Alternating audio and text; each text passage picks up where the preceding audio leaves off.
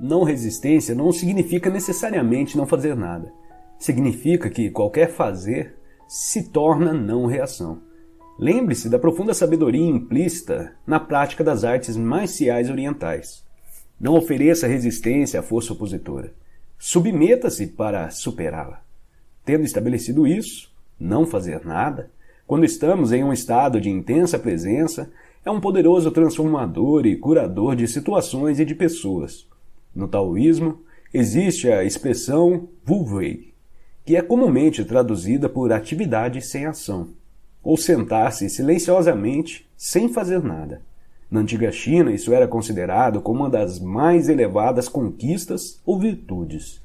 É radicalmente diferente da inatividade no estado comum da consciência, ou melhor, da inconsciência, que tem raízes no medo, na indolência ou na indecisão. O verdadeiro fazer nada implica uma não resistência interior e um intenso estado de alerta.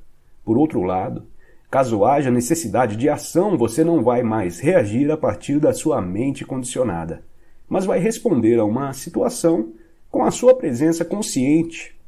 Nesse estado, a mente é livre de conceitos, incluindo o conceito da não violência. Então, quem pode prever o que você vai fazer? O ego acredita que a nossa força reside em nossa resistência, quando na verdade a resistência nos separa do ser. O único lugar de força verdadeira, a resistência é a fraqueza e o medo disfarçados de força. O que o ego vê como fraqueza é o ser em sua pureza, inocência e poder. O que ele vê como força é fraqueza. Assim, o ego existe no modo contínuo de resistência e desempenha papéis falsos para encobrir a fraqueza, que na verdade é o nosso poder.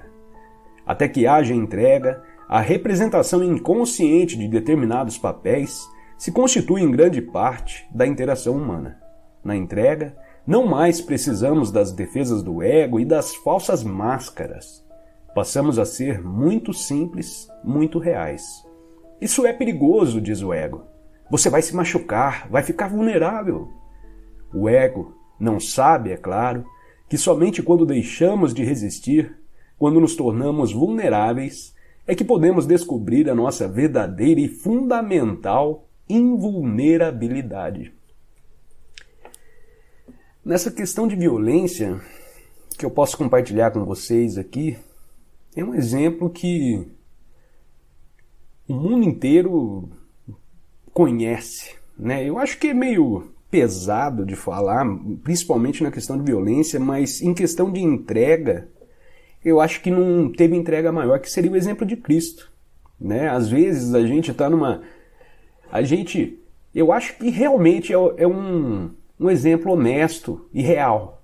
Porque, vou te dar um exemplo, se você está numa discussão tal, e, sei lá, surge uma briga, o que for, você vai ser agredido, sei lá, não sei. Imagine a condição aí que você quiser. E você ser capaz de se entregar à situação, à condição. Você seria capaz, né, de se entregar, mas não aquela entrega falsa, uma entrega consciente, que você estaria ali só revidando para defender o seu ego, o seu orgulho, né? Porque, principalmente, se você é homem, né? Ao menos na minha época era assim, apanhou na rua, apanha em casa, vira homem, não sei o quê, homem não chore, homem bababá, homem bebê.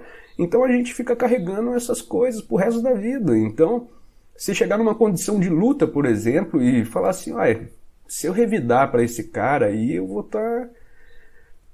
Você tem que ser honesto. Se você tiver que revidar, revide, mas não espere os louros da vitória, né? Porque é exatamente isso que o ego quer. Se você revidar, esteja consciente que não é por reforçar essa identidade mental do ego aí. Esteja consciente que você revidou para salvar sua experiência de vida, sei lá, alguma coisa assim. Para sobreviver mais um dia, sei lá. Mas eu acho que o maior exemplo realmente é Cristo, né? Se você botar as condições que ele passou, tudo que ele passou e a entrega que ele teve que fazer, eu acho que não há entrega maior do que isso. É um grande arquétipo, né? Se você levar Cristo como um arquétipo, Meu pai, imagina o tanto de entrega, essas entregas que a gente tem que fazer em discussões, em briguinhas dentro de casa, porque esposa isso, porque filho aquilo, porque sogra aquele outro, e mãe e tal, e bebê. Essas entregas aí se tornam piadas, né? Se tornam muito mais fáceis de ser concluídas. Né? Que possamos observar esse arquétipo de Cristo, esse exemplo de entrega e praticar um pouquinho mais de entrega na nossa vida. Valeu, um grande abraço a todos, até mais, tchau, tchau.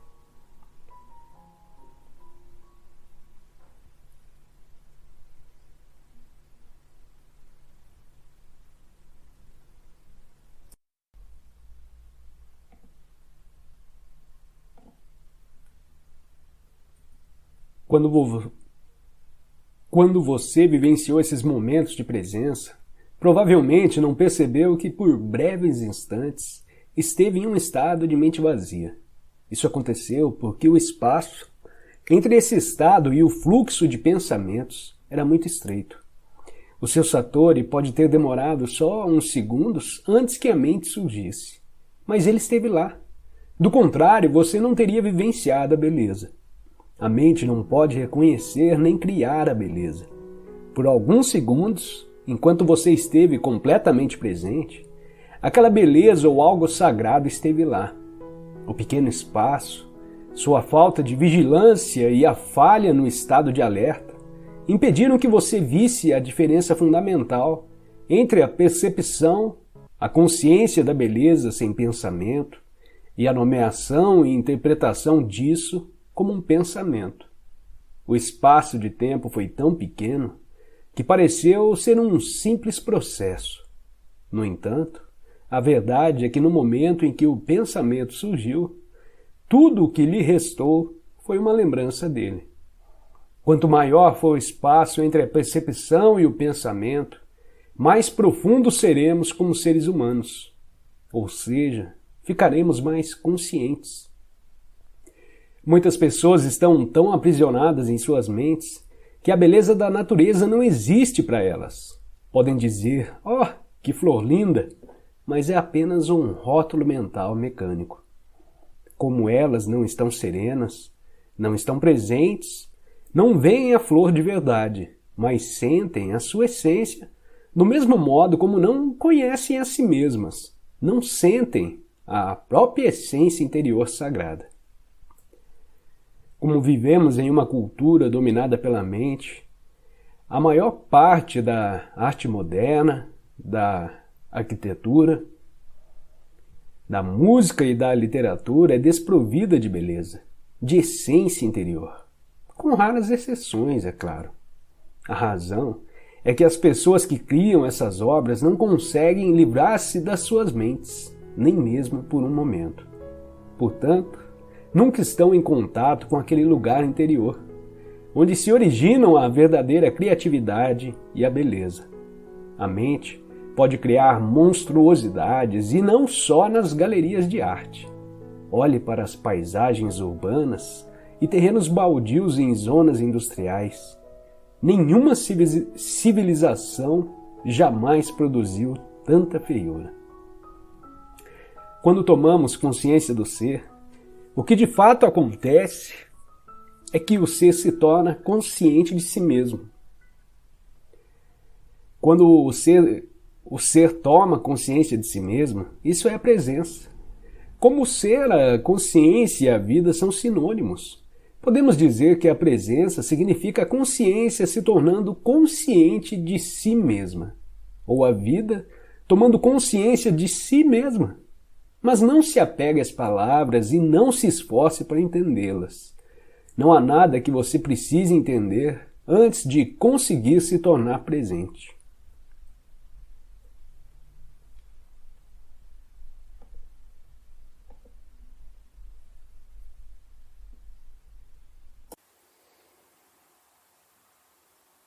O sono é um estado fascinante e misterioso. E o cansaço é uma sensação que nos atrai para fora desse mundo familiar. Mesmo que usemos a palavra cansaço com frequência, Talvez não tenhamos uma compreensão completa do que realmente é. Quando nos sentimos cansados, algo nos puxa para fora desse mundo. Mas essa sensação pode ser difícil de compreender totalmente. Quando observamos nossos animais de estimação dormindo, podemos reconhecer os movimentos de seus sonhos pelas expressões faciais ou pelo movimento das pálpebras. É fascinante pensar no que pode estar acontecendo em suas mentes enquanto sonham. Eles também experimentam esse ciclo de sono e podem entrar em estados sem sonhos, assim como nós. É interessante considerar-se outros seres vivos, como mosquitos ou vermes, também sonham. A compreensão científica desses fenômenos pode ainda estar em desenvolvimento, mas é um campo de estudo intrigante. A sensação de cansaço nos lembra de nossa conexão com estados de sono profundo e sonhos, que continuam sendo mistérios que desafiam a nossa compreensão completa. A atração do sono é uma força poderosa que todos nós experimentamos, especialmente quando estamos exaustos. Há histórias de pessoas que ficaram presas em condições extremas, como na neve ou no deserto, e que resistiram ao sono por medo de morrer de hipotermia ou desidratação. No entanto, chega um momento em que a atração do sono se torna irresistível e elas preferem dormir a continuar lutando pela vida. Quando estamos prestes a adormecer, há uma doçura na sensação do sono que nos envolve. Esse momento é marcado por uma diminuição da atividade mental e uma sensação de alívio dos problemas e preocupações. Entramos em um estado de sonho, onde deixamos de existir por um período de tempo. E isso é essencial para a nossa saúde mental e física. A privação do sono pode levar a alucinações e até mesmo a insanidade, destacando a importância do sono para nossa mente e corpo. Observar nossos próprios padrões de sono e vigília pode nos ensinar muito sobre a natureza do universo. Os ciclos de atividade e descanso que experimentamos como seres humanos refletem padrões microscópicos e macroscópicos na realidade. Essa reflexão pode nos levar a compreender melhor a interconexão entre nós mesmos e o universo, desde o nível subatômico até o cósmico. A conversa com o cientista e autor amanhã promete ser fascinante. Enquanto isso, eu posso compartilhar minha própria experiência sobre o sono e o estado de sonho. Periodicamente, desaparecemos naquele reino do sono e é algo vital para a nossa existência. O sono tem diferentes dimensões, como o estado de sonho e o sono sem sonhos, e cada um tem sua importância única. Quando acordamos, experimentamos a existência comum, que pode ser vista como um tipo de sonho compartilhado por muitas pessoas. Cada um de nós tem seu próprio sonho, como viver no Vale de Mil e, embora tenha suas alegrias e desafios, é uma parte essencial da nossa experiência humana. Além disso, existe uma dimensão da consciência que é profundamente tranquila e ampla, e muitas dessas tradições espirituais têm falado sobre isso há milhares de anos. É um estado de ser além do pensamento e da atividade habitual. Alguns o chamam de presença ou quietude, e na tradição indiana é conhecido como o quarto estado de consciência, além dos estados de vigília, sono e sonho. Ainda que esse potencial exista em todos nós, muitas pessoas não estão cientes disso. É como se cada um de nós tivesse um estado sem sonhos dentro de si, esperando para ser descoberto. É uma jornada interior fascinante e uma parte essencial da exploração da mente e da consciência humanas. O estado de sonho sem sonhos, também conhecido como o quarto estado de consciência, é algo que a maioria das pessoas não percebe que está disponível para elas. Essa falta de consciência é talvez a maior tragédia da vida humana, pois impede que muitos percebam a amplitude da consciência que está sempre presente. Muitos buscadores espirituais acreditam que alcançar esse estado é extremamente difícil e requer anos de prática espiritual ou várias vidas para ser alcançado. No entanto, essa crença pode ser um obstáculo, pois o estado de amplitude já está presente em cada indivíduo. A ideia de que é algo a ser alcançado no futuro pode impedir que alguém o perceba no momento presente. O quarto estado de consciência está intrinsecamente ligado ao momento presente.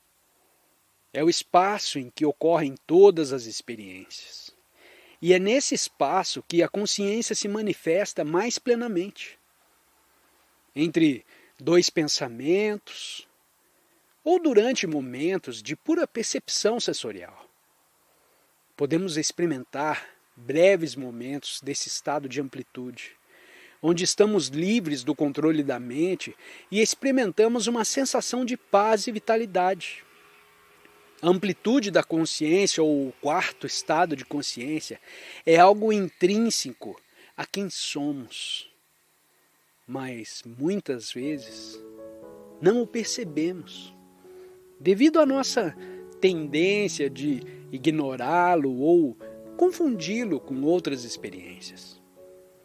Assim como um peixe pode ignorar a água ao seu redor, muitas vezes ignoramos que esse estado de amplitude, porque estamos imersos nele o tempo todo.